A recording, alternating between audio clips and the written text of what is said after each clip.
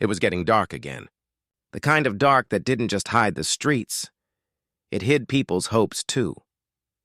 In the middle of that cold, empty block stood a little girl, barefoot, clutching a paper cup that used to hold coffee, now filled with rain. Her voice was trembling, but her eyes were steady. She looked up at the woman closing her diner door and said softly, "If I sing well, will you give me a plate of food?" For a second, the world stood still. Rain tapped the ground. The woman blinked, unsure if she heard right. But then, she shook her head and walked away. The girl didn't cry. She just lowered her head and started to hum, a voice so small yet so full of soul that even the street seemed to listen. Every word carried hunger. Every note carried a story. But nobody stopped. Cars drove past. Shoes splashed puddles beside her, and the lights of the diner turned off behind the glass. She kept singing anyway. Not for money. Not even for hope. Just to remind herself she was still alive. Her name was Nia, though no one in that street knew it. And tonight, like every night before, she was singing for dinner. Only this time, something was different. Because hidden behind those headlights parked across the street, someone was listening. Someone who would soon change her life forever. 2 hours earlier, the world still hadn't noticed Nia. She was sitting under a broken awning behind a half-shut convenience store. The roof leaked, and she counted every drop like it was time ticking away. Next to her lay an old shopping cart, filled with bottles she never managed to sell. Her mother was sick inside the abandoned trailer they called home. The kind of sickness that turned strong voices into whispers. That morning, before the fever took hold again, her mother had said, "Baby, you got the voice of an angel." Maybe that voice will feed us one day. Nia smiled then. But hunger makes smiles short-lived. She'd walked the streets for hours looking for work. She tried cleaning tables at a cafe, but they told her they weren't hiring kids off the street. She offered to carry boxes for a store clerk. He didn't even look at her, just pointed at the sign that said, "No loitering." By noon, she hadn't eaten. By evening, she stopped feeling hungry altogether. All she had left was her voice. Every night, she'd sing near the diner because the lights made her feel safe. The smell of food made her feel close to her mother. Sometimes people would toss coins. Sometimes they'd toss words she'd rather forget, but she kept singing. Not for attention, but because it was the only thing that still made her feel seen. And on that night, as the sky turned gray, she whispered to herself, "Maybe if I sing better tonight, somebody will listen." Then she pulled her hood tight, walked to the same corner she always did, and waited for her turn to be invisible again. But she didn't know. Invisibility doesn't last forever, especially when destiny has already heard your song. The diner was full that evening. Warm lights, warm food, and warm laughter. Everything Nia didn't have. Through the glass, she could see families eating, sharing fries, taking pictures. She stepped closer to the door, clutching her small cup.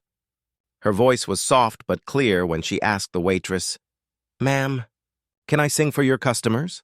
I don't need money. I just want dinner." For a moment, everyone looked up. Then the laughter returned. The waitress stared, half amused, half annoyed. "Sweetheart, this isn't a talent show. Go on home, all right?" Home! That word hit harder than hunger. Nia nodded slowly. "Yes, ma'am." Her voice cracked. She turned and walked away, shoes scraping the wet pavement, heart heavier than her empty stomach. But not everyone went back to eating. At a corner table sat a man in his 30s, tapping his fingers on his coffee cup. His name was Marcus, a local producer who'd once chased his own dream and lost it. He watched Nia through the window, her tiny figure fading into the rain. And for the first time in a long time, he felt something stir inside him. He whispered to himself, "That girl, she's got something." But by the time he stood up to follow, she was already gone. Still, he couldn't shake the sound of her trembling voice asking for food, and he didn't know it yet. But that voice would soon bring him back to life, too. The street was quiet again. Nia found her corner and began to sing. No microphone, no audience, just her and the sound of rain hitting broken asphalt. Her voice carried sadness, not the kind that begs for pity, but the kind that tells the truth. Each word she sang was a story of empty plates, of lost birthdays, of dreams left outside because no one opened the door. A group of teens walked by. One threw a coin, another laughed. "Sing louder, maybe you'll get dessert." Their laughter echoed, then faded. She didn't stop. She never did. She just closed her eyes tighter, imagining her mother smiling. If she sang well enough tonight, maybe she'd come home with something more than hope. But when she looked into her cup, only raindrops filled it. She felt something break inside. Nia sat on the curb, wrapping her arms around her knees. Her song fell silent. For the first time, she thought about giving up. That's when she heard it, a man's voice behind her. Low, calm, curious. "You got a name, little one?" She turned, startled. The same man from the diner stood a few feet away, holding a small umbrella. He looked nothing like the others who had mocked her. His eyes carried guilt, and maybe something else, belief. Nia hesitated before whispering, "It's Nia." He nodded. "Pretty name. You sing beautiful. Who taught you?" She looked at her empty cup.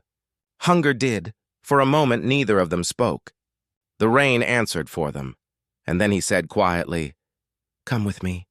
"I think it's time somebody really listened." Nia followed Marcus to the small studio he kept behind a thrift shop.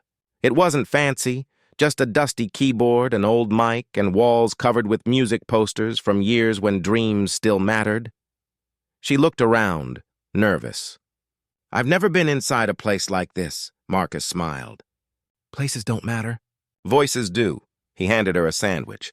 She stared at it for a second before whispering, "Thank you." She ate quietly, and when she finished, he asked, "Would you sing the same song you did outside?" Her eyes widened. "You heard that?" "I did," he said softly. "And I think the world needs to hear it too." She hesitated, then nodded. When Nia began to sing, the walls seemed to breathe. Marcus didn't move, just watched, stunned. Her voice was raw, cracked by hunger, but pure enough to make silence feel sacred. He recorded the song on his phone, tears gathering in his eyes. When she finished, he said quietly, "You've got something real, Nia. Something people would remember." She didn't understand what he meant.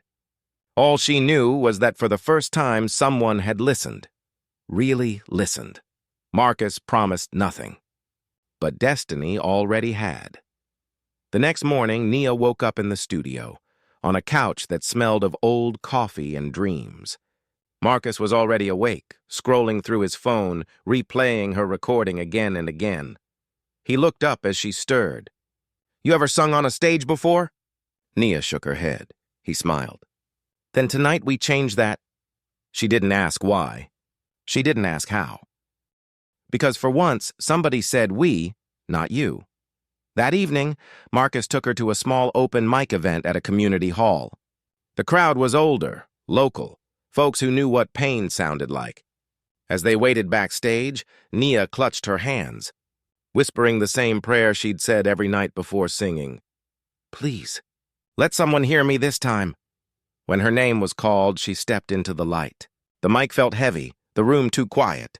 She looked at the people, then at Marcus, and finally closed her eyes. The first note came out soft, almost a whisper. Then stronger, then louder. Her song rose through that room like light breaking through clouds. She sang about hunger, about losing and finding hope again, about how music can feed a soul even when plates are empty. Every word trembled, but none broke. By the time she finished, there was silence. No one moved. No one breathed. Then someone clapped. Then another. And then the whole room stood. Tears fell from faces that hadn't cried in years. Marcus couldn't speak. He just nodded, hands shaking as he recorded the moment. Nia smiled, shyly, as if she couldn't believe what she'd just done. That night, her voice didn't just fill a room. It filled hearts.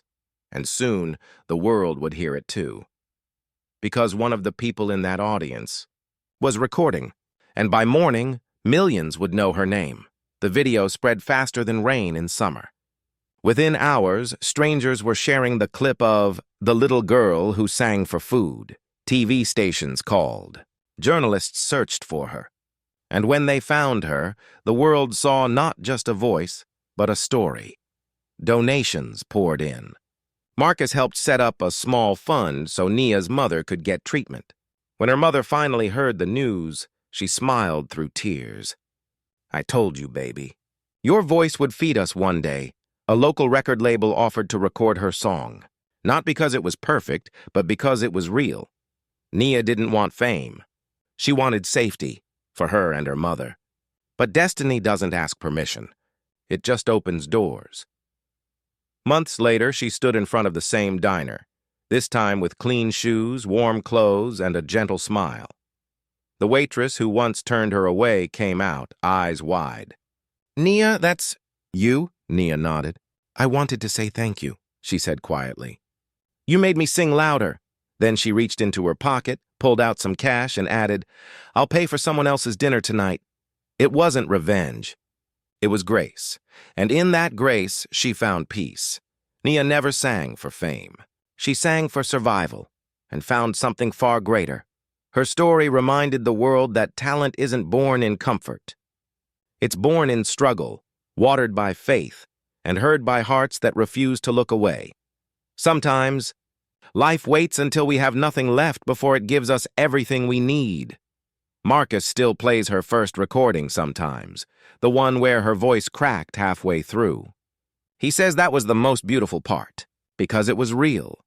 And somewhere, in a warm home filled with laughter and light, Nia still hums before every meal.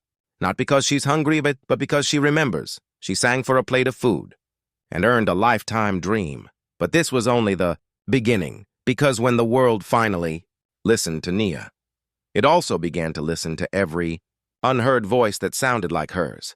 In a world that often overlooks the broken, some voices still rise, pure, powerful, and unforgettable. If this story moved you, don't just scroll away, share it, because someone somewhere might need this hope today. You're watching Black Book Stories, where every struggle becomes a story worth remembering. Subscribe. Stay inspired and never stop believing in second chances.